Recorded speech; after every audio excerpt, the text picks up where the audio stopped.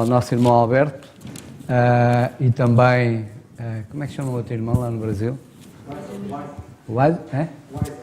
Weisel? Benjamin. E também aos nossos irmãos que estão espalhados por esse mundo fora. Um grande abraço a todos e que o Senhor vos abençoe ricamente com a sua palavra. Vamos então abrir na carta aos Colossenses, no capítulo 2.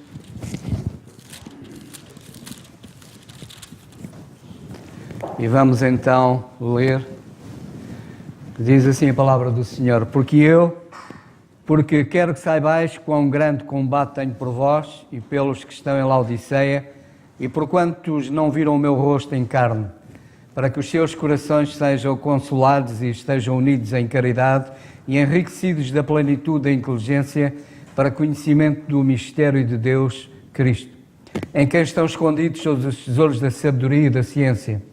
E digo isto para que ninguém vos engane com palavras persuasivas, porque ainda que esteja ausente quanto ao corpo, contudo, em espírito estou convosco, regozijando-me e vendo a vossa ordem e firmeza da vossa fé em Cristo. Como, pois, recebeste o Senhor Jesus Cristo, assim também andai nele, arraigados e edificados nele e confirmados na fé, assim como fostes ensinados, crescendo em ação de graças. Tende cuidado para que ninguém vos faça presa sua, por meio de filosofias e vãs subtilezas, segundo a tradição dos homens, segundo os rudimentos do mundo e não segundo Cristo. Porque nele habita corporalmente toda a plenitude da divindade e estáis perfeitos nele, que é a cabeça de todo o principado e potestade, no qual também estáis circuncidados com a circuncisão não feita por mão no despojo da carne, do corpo da carne, a circuncisão de Cristo. Sepultados com ele no batismo, nele também ressuscitastes, pela fé no poder de Deus que o ressuscitou dos mortos. E quando vós estavais mortos nos pecados e na incircuncisão da vossa carne, vos vivificou juntamente com ele, perdoando-vos todas as ofensas, havendo riscado a cédula que era contra nós, nas suas ordenanças, a qual de alguma maneira nos era contrária, e a tirou do meio de nós, cravando-a na cruz. E despojando os principados e potestades, os expôs publicamente, e Deus triunfou em si mesmo. Portanto, ninguém vos julgue pelo comer ou pelo beber, ou por causa dos dias de festa, ou da lua nova, ou dos sábados, que são sombras das coisas futuras, mas o corpo é de Cristo. Ninguém vos domina seu belo prazer com pretexto de humildade e culto dos anjos, metendo-se em coisas que não viu, estando de balde inchado na sua carnal compreensão, e não ligados à cabeça, da qual todo o corpo, provido e organizado pelas juntas e ligaduras, vai crescendo em aumento de Deus. Se, pois, estáis mortos com Cristo, quanto aos rudimentos do mundo, porque vos carregam ainda de ordenanças como se vivesseis no mundo, tais como não toques, não proves, não manuseis, as quais coisas todas parecem pelo uso, segundo os preceitos e doutrinas dos homens, as quais têm, na verdade, alguma aparência de sabedoria, em devoção voluntária, humildade e em disciplina do corpo, mas são de valor algum, senão para a satisfação da carne. Até aqui a leitura da palavra do Senhor, e vamos então passar ao vídeo do nosso irmão Alberto. Graças a Deus por mais esta reunião de oração, comunhão e estudo bíblico. Louvo ao Senhor por cada irmão que se interessa em adorar ao Senhor através das Escrituras. Agradeço também a sua paciência em ouvir este brasileiro. E eu tenho aprendido muito com vocês. Colossenses 2, no verso 16, e fazendo já uma introdução para o verso 17. Portanto, ninguém vos julgue pelo comer, pelo beber, ou por causa dos dias de festa, ou da lua nova, ou dos sábados, que são sombra das coisas futuras, mas o corpo é de Cristo. Fazendo uma introdução no verso 17, que fala das sombras. Lembrando que quem gosta de sombra, quem gosta da escuridão, é porque quer se esconder, ou quer esconder alguma coisa, ou principalmente alguém que está com medo de encarar o exterior e de enfrentar a realidade. Existe um filme, um desenho americano, The Grudges, que se passa dentro de uma caverna, onde uma das meninas, da filha daquela família que se escondia dentro de uma caverna, quis descobrir o mundo lá fora. E o filme se passa com as descobertas que esta moça vai trazer para toda a família.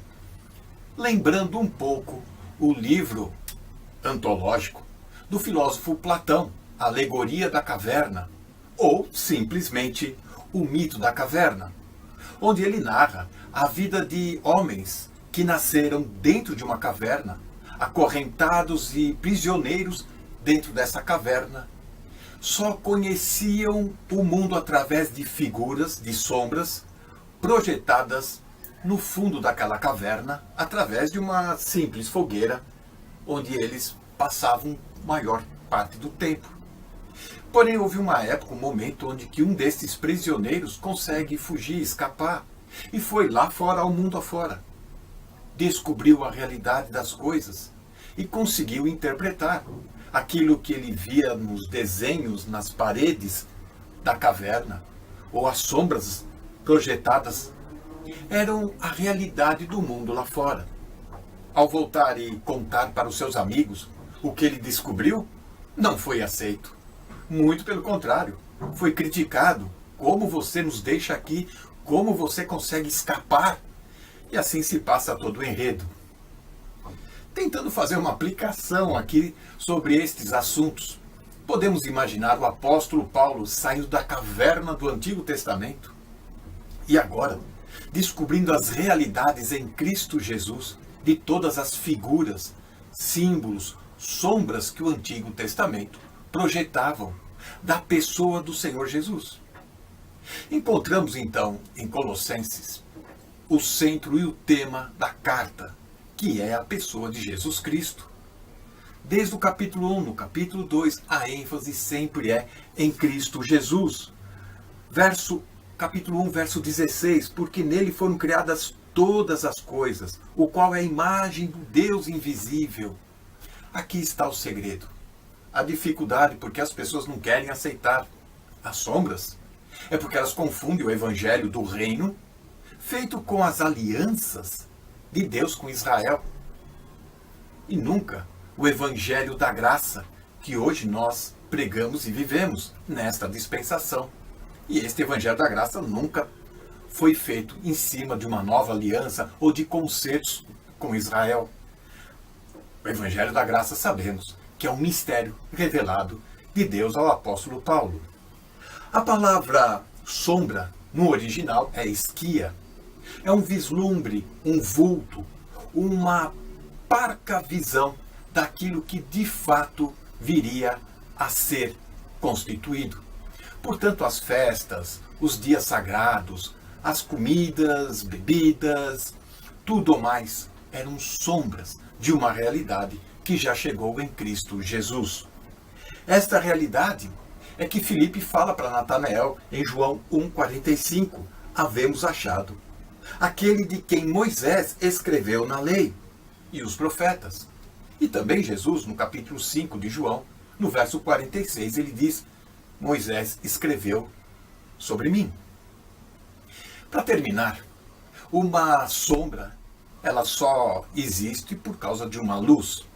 E esta luz, este brilho forte, é aquilo que Zacarias encontrou e descobriu em Lucas capítulo 1, no verso 78 e 79. Isso por causa das profundas misericórdias de nosso Deus, através das quais dos céus nos visitará o sol nascente, o sol da justiça. E ele continua, Jesus chegou, é o sol nascente, e o verso 79 de Lucas 1 diz assim, para iluminar aqueles que estão vivendo em meio às trevas e guiar os nossos pés no caminho da paz. Não precisamos mais ficar escondidos em sombras, em rituais, em superstições. A realidade já está aqui e temos toda a verdade e liberdade em Cristo Jesus. Que Deus nos abençoe. Amém. De facto, graças a Deus por aquilo que nós temos tido a oportunidade de aprender das Escrituras e particularmente em relação a este assunto das sombras que apontam para o Senhor Jesus Cristo. Infelizmente, muita gente permanece na sombra, ocupado com as sombras, em vez de se ocuparem com o Senhor Jesus Cristo. Eu só queria ler, hoje estava a ler uma coisa e encontrei aqui uma história que diz assim, é a história de um barqueiro. Se ela volta.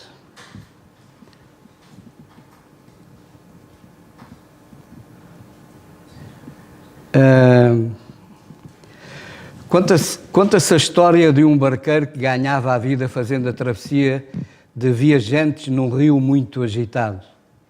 Ele gostava muito do seu trabalho, o qual procurava fazer sempre com segurança e rapidez. Certo dia apareceu um sujeito todo emproado, cheio de pose. Enquanto atravessavam o rio, o doutor resolveu humilhar o barqueiro com a sua verborreia. O senhor sabe ler? Não, senhor. Não tive a oportunidade de aprender. Deixem só... Não tive a oportunidade de aprender. Ah, meu amigo, as maravilhas da escrita. O senhor nem sabe o que está perdendo. Posso lhe garantir que o senhor perdeu uma grande parte da sua vida por não saber ler. O barqueiro ficou quieto, mas o doutor insistiu. Mas fazer contas, o senhor sabe, não sabe? Não, senhor, nunca aprendi a fazer contas. Ah, meu amigo, as maravilhas da matemática. O senhor perdeu mais uma grande parte da sua vida por não saber matemática. Nesse exato momento, a canoa bateu em alguma coisa e vazou água. O barqueiro fez o que pôde, mas não conseguiu estancar o vazamento. Então disse para o seu passageiro: doutor, tire os sapatos e o paletó, vamos ter que ir nadando, vamos ter que nadar. Bastante, pois a correnteza é forte neste lugar. Mas, meu amigo, eu não sei nadar. Não sabe, doutor? Não sei, não tive a oportunidade de aprender. E, doutor, então o senhor perdeu a sua vida. Perdeu a sua vida toda. Não é Deus quem diz: destruireis a sabedoria dos sábios e aniquilareis a inteligência dos instruídos? Todos os tesouros da sabedoria e do conhecimento estão ocultos em Jesus Cristo. Colossenses 2. E quem quiser tomar o lugar, faz favor.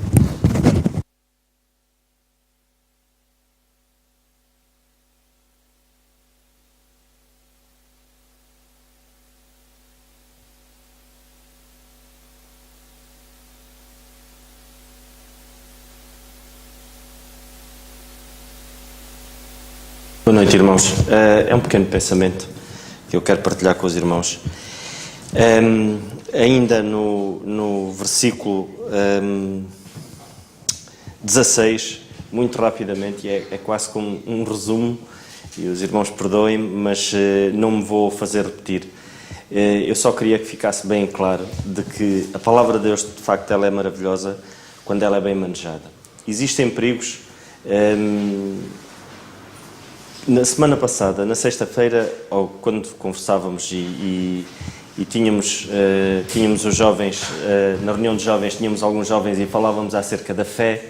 O tema foi a fé, uma fé emocional ou uma fé racional, o que é que nos deve caracterizar em si, como crentes.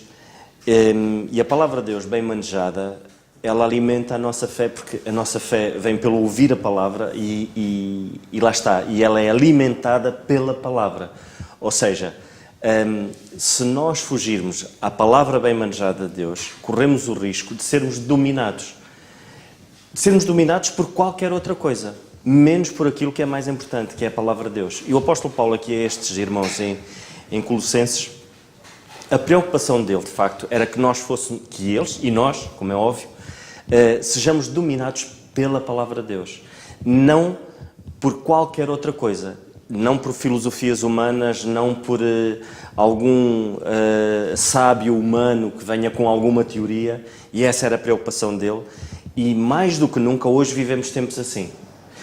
O apóstolo Paulo, nas suas últimas palavras e nas suas últimas intervenções, quando ele diz que combateu o bom combate e que acabou a carreira, mas ele diz uma coisa no fim muito importante, ele diz que guardou a fé, ou seja, ele protegeu a sua fé. E como é que nós devemos proteger a nossa fé? Como é que nós devemos, de facto, fazer com que a nossa fé cresça? É através da palavra de Deus. Infelizmente, irmãos, há muitas almas sinceras e que querem aprender e que querem ouvir, espalhadas por este mundo afora, e que são induzidas ao erro. Porquê? Porque aquilo que lhes é transmitido não é aquilo que o Senhor quer para a sua igreja hoje. E nós podemos perceber que na carta aos Tessalonicenses, na segunda carta aos Tessalonicenses, o apóstolo Paulo diz isto, e nós vemos aqueles irmãos com a fé deles crescia. E porquê? Crescia porquê? Porque a preocupação deles era estudar a palavra de Deus. Nós podemos ler muito rapidamente, eu vou ser rápido, 2 Tessalonicenses, no capítulo 1 e no versículo 3, o apóstolo Paulo diz assim: sempre devemos, lembramos-nos sem cessar da obra, da vossa fé, no trabalho, no amor, na paciência. Perdão, não é na segunda carta, estava a ler a primeira. No versículo 3, sempre devemos, irmãos, dar graças a Deus por vós, como é de razão, porque a vossa fé cresce muitíssimo, muitíssimo, e o amor de cada um de vós abunda uns para com os outros. A fé deles crescia. Não crescia porque eles estavam sujeitos a qualquer filosofia humana. Crescia porquê? Porque era o amor que eles tinham uns pelos outros, era o amor que à palavra de Deus, à vontade de Deus, que fazia com que a fé deles crescesse. Nós podemos ver a preocupação que o apóstolo Paulo tinha em relação a Timóteo, quando ele diz que a fé devia ser conservada, que ele deveria ter esse cuidado. E podemos ler na primeira carta a Timóteo, muito rapidamente. 1 Timóteo, no versículo 19, vamos ler o versículo, capítulo 1, e ele diz assim: este mandamento dou no versículo 18, meu filho Timóteo, que segundo as profecias que houve acerca de ti, milites por elas boa milícia, conservando a fé e a boa consciência, rejeitando a qual alguns fizeram naufrágio na fé. Ou seja, é importante, irmãos, para que nós possamos guardar, nós possamos fazer crescer a nossa fé, nós possamos conservar a nossa fé, porque há o perigo de naufragarmos na fé. Não há super-heróis na vida cristã. Se nós não tivermos fundamentados na palavra de Deus, nestas verdades, e principalmente na verdade que é ministrada hoje, segundo a revelação do mistério, se não tivermos fundados nisto, podemos naufragar na fé, como muitos o fizeram, e se calhar não é, muitos de nós conhecemos, infelizmente, irmãos que naufragaram na fé, porque se afastaram desta verdade. Precisamos de crescer, precisamos de guardar, e é muito importante estarmos firmes. E quando nós lemos o apóstolo Paulo na carta que nós estamos a ler, na carta aos Colossenses, quando ele diz que estes irmãos estavam firmes, e ele alegrava-se, quando ele diz no versículo do capítulo 2, no versículo 5, porque ainda que esteja ausente quanto ao corpo, contudo em espírito estou convosco, regozijando-me, vendo a vossa ordem e firmeza da vossa fé em Cristo. Precisamos estar firmes, irmãos, para que a palavra de Deus seja poderosa, e quando nós anunciamos, de facto, a fé seja poderosa. E nós podemos ler ainda na primeira carta, no primeiro capítulo da carta aos Colossenses, quando o apóstolo diz isto, no versículo 4, portanto ouvimos da vossa fé em Cristo Jesus e do amor que tendes uns para com todos os santos, porque ouvimos da vossa fé em Cristo. Ou seja, é preciso anunciar, é preciso que esta palavra seja anunciada com poder. E nós não podemos ir buscar, senão forças, à palavra de Deus, àquilo que o Senhor tem para nos transmitir hoje, irmãos. E era esta a preocupação do apóstolo Paulo, quando ele dizia que ninguém vos domine, ninguém pegue em vocês e faça aquilo que ele quer. Mas sim, precisamos fazer como os crentes de Bereia, precisamos pegar nas palavras, na palavra de Deus e analisarmos, vermos de facto se está de acordo, se aquilo que nos estão a dizer corresponde com a verdade, corresponde com a palavra de Deus. Então vamos analisar, vamos ver, vamos estudar, e é isso que nós fazemos à quarta-feira, irmãos. Porque é que às vezes ficamos escandalizados com crentes que são 30, 40 anos de crentes e às vezes da sua boca saem coisas que parecem meninos na fé? Porquê? Porquê que será? Porque não estão fundamentados na palavra de Deus. Ou seja, é preciso vir aqui à quarta-feira ouvir a palavra de Deus. É preciso nós em casa estudarmos. Não é só à quarta-feira. Em casa estudarmos a palavra de Deus, podermos manejá-la corretamente, para podermos estar firmes, irmãos. De outra maneira, é o caos. Podemos naufragar. Temos de ter esse cuidado. E era esta preocupação que o apóstolo Paulo tinha em relação a estes crentes aqui em Colossos. E é a mesma preocupação que Deus tem para connosco. Que o Senhor nos ajude, irmãos.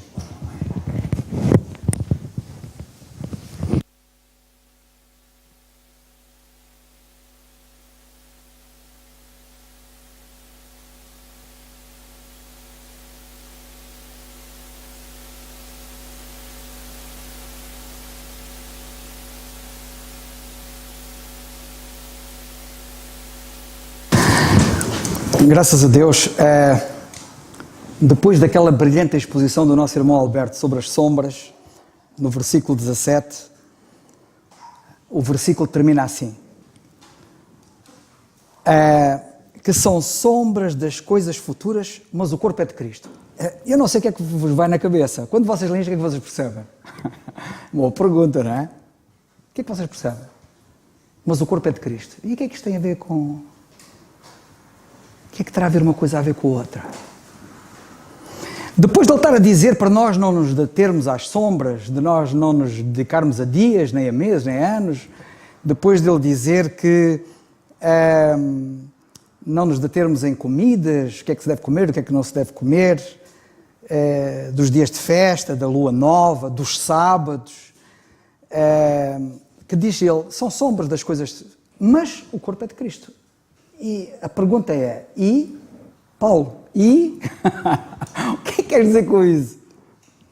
Esta foi a questão que estava na minha cabeça quando eu li isto e estava a pensar acerca do assunto. Irmãos, vamos a ver se eu consigo explicar. Vou tentar. Quando nós nos identificamos na cruz do Calvário com o Senhor Jesus Cristo, ou seja, quando nós percebemos que Ele estava lá a tomar o nosso lugar e nos vimos nele, nos identificamos com Ele, visto que Ele se identificou connosco, e quando esta identificação é recíproca, então dá-se uma identificação permanente e eterna entre nós. E a Bíblia chama a isto acontece, entramos num processo, que é um processo simultâneo em que várias coisas acontecem, nomeadamente sermos batizados nele. A palavra batismo significa em si, aliás, quem leu o artigo que recentemente coloquei na semana passada no site da igreja sobre o batismo, certamente teve a oportunidade de perceber qual é o significado da palavra, que muita gente deturpa. A palavra batismo quer dizer simplesmente identificação. Isto sem estar relacionado com nada, só a palavra em si, quer dizer identificação. E de facto, quando a Bíblia diz que nós somos batizados em Cristo, quer dizer que nos identificamos com Ele. E quando nós nos identificamos com Ele, tornamos-nos um com Ele. E a Bíblia também diz que somos batizados no seu corpo, ou seja, somos integrados, identificamos no seu corpo, tornamos-nos parte integrante do seu corpo e tornamos-nos um com Ele sendo o seu corpo. Evidentemente que nós não podemos separar uma cabeça de um corpo, não é? A cabeça e um corpo são uma unidade. Assim é Cristo e a Igreja, assim é Cristo e nós. E quando nós nos tornamos um com Ele, tornamos-nos um com Ele naquilo a que se chama uma nova criação. Por isso aquele versículo da Bíblia que diz, se alguém está em Cristo, nova criação é, ou nova criatura. Muita gente ainda não atingiu onde é que o apóstolo quer chegar.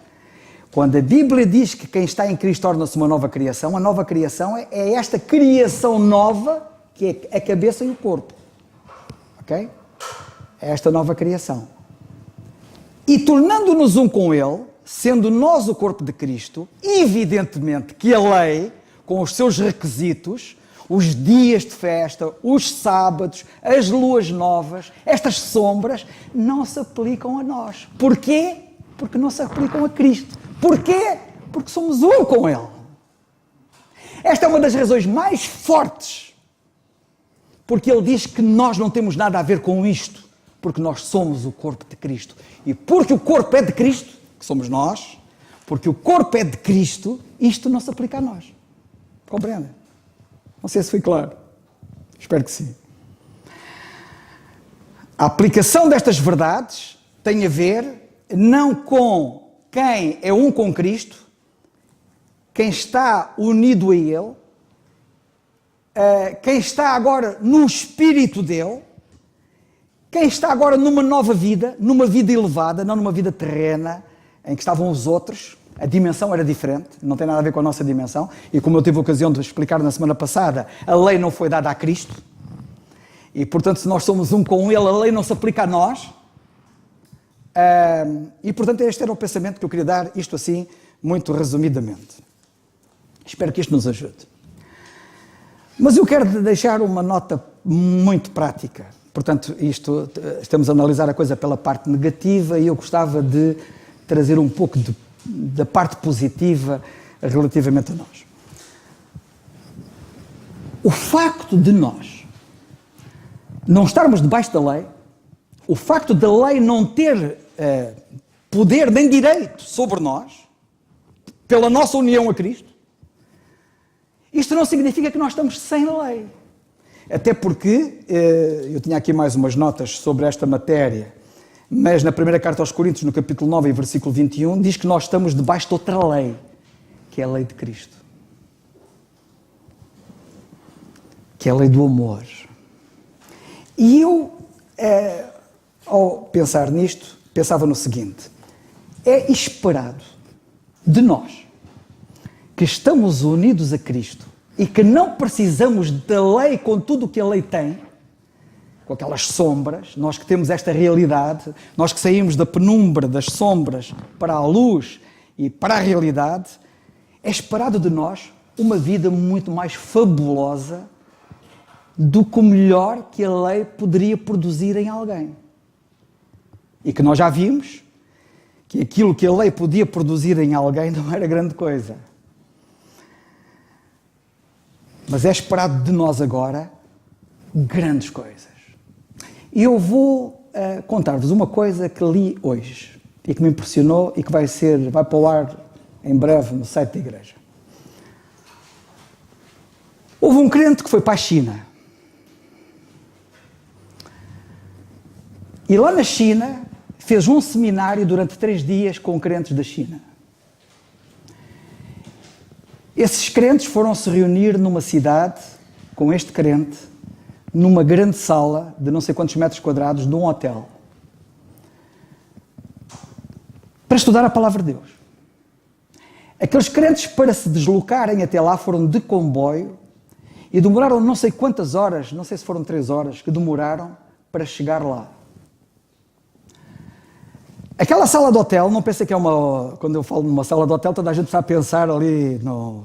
Qual é o hotel que estão a pensar? Eu vou falar em nomes, que é para não fazer publicidade.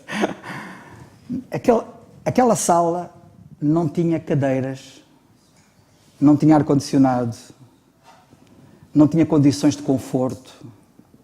Era apenas uma grande sala, num hotel na China, com um chão muito duro. E eles sentaram-se naquele chão duro para estudar a palavra de Deus durante 3 dias.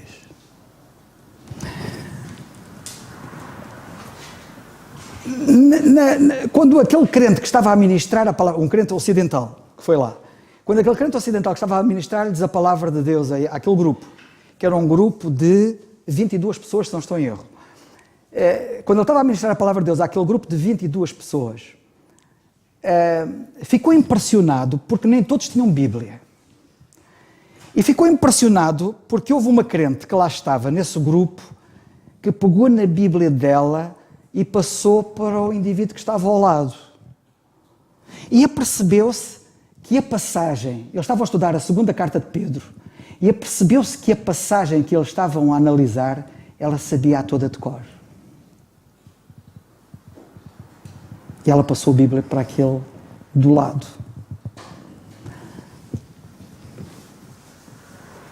E ele fez assim uma pergunta, ele fez várias perguntas, mas uma pergunta que ele fez foi esta assim: se nós fôssemos agora aqui interrompidos pelas autoridades, invadidos, e eles interferissem aqui, o que é que nos aconteceria? E houve alguém que respondeu: você era deportado. Na melhor das hipóteses, porque alguns também ficam lá presos. E nós íamos parar à prisão. E vocês... Algum de vocês já esteve preso? Uma série deles já tinham estado presos. E eles depois disseram-lhe: sabe, eles podem nos tirar a Bíblia.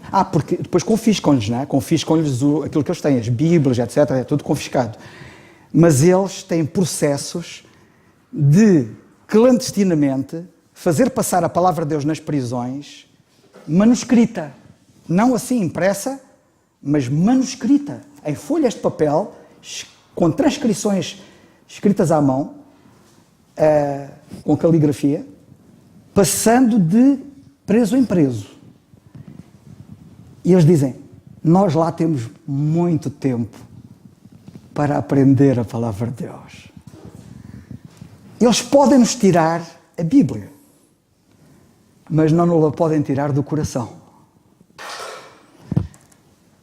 E depois ele estava tão impressionado com tudo aquilo que estava ali a ouvir e a perceber-se. Chegou a uma certa altura e perguntou-lhes assim: olhem, eu gostava muito de orar por vós. O que é que vocês acham que eu posso orar por vós? Eu acho que sei. Eu vou pedir a Deus para que vocês sejam como nós lá no Ocidente e tenham a liberdade que a gente tem, tenham muitas Bíblias como a gente tem e não tenham essas dificuldades, essas perseguições. E eu acho que vou orar por isso. E não, eu estou a dizer mal. O que é que vocês querem que eu ore por vocês? E houve alguém lá do grupo que disse assim: ore para que nós sejamos como vocês lá no Ocidente. Assim é que foi. Houve alguém do grupo que disse: ore. Ele pediu o que é que ele queria que ele orasse. Ele disse: ore para que nós sejamos como vocês lá no Ocidente. E ele virou-se e disse: não vou orar por isso. E depois explicou. Lá no Ocidente, as pessoas, quando têm que se deslocar para ir a um culto, se a viagem for mais do que 1 hora, não vão. E vocês fizeram 3 horas de viagem para estar aqui. As pessoas no Ocidente, se a mensagem que for dada ultrapassar 40 minutos, já se sentem inquietas, incomodadas e querem sair. Vocês estão aqui há 3 dias. Lá no Ocidente, as pessoas, se não tiverem comodidades físicas nas instalações, com ar-condicionado e cadeiras almofadadas para estarem comodamente instaladas, não voltam. Vocês estão aqui sentados no chão duro há 3 dias a estar a palavra de Deus. Não, eu não vou orar isso por vocês. Eu vou orar ao contrário. Eu vou orar para que Deus nos ajude, nós no Ocidente, a sermos como vocês. Não vocês a serem como nós, mas a nós sermos como vocês. Irmãos, que Deus nos ajude. Isto é o que o Espírito de Deus faz naqueles que são batizados no corpo de Cristo. Coisas grandes, incríveis.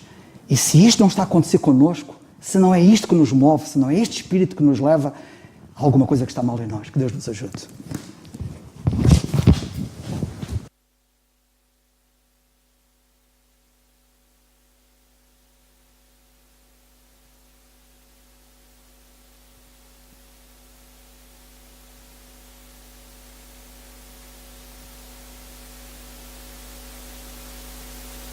Vamos terminar e vamos ficar de pé e vamos orar.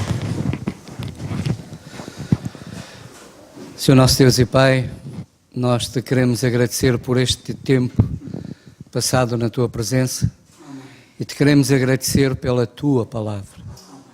Senhor, dá-nos fome e sede da tua palavra e ajuda-nos de facto, Senhor, a valorizá-la e a pô-la em prática na nossa vida. Te agradecemos, Senhor, pelos irmãos a quem tu, de facto, dás sabedoria, Senhor, para entendê-la e poderem transmiti-la, ensiná-la. Senhor, obrigado por isso e obrigado por cada irmão. Que continues, Senhor, a fazer a tua obra em nós e, de facto, ajuda-nos a valorizar a tua palavra. Senhor, agora que tu nos leves em bem até aos nossos lares e, Senhor, se for da tua vontade que amanhã vivamos, ajuda-nos a viver para a tua glória. O pedimos no nome e para a glória do Senhor Jesus. Amém. O culto já terminou.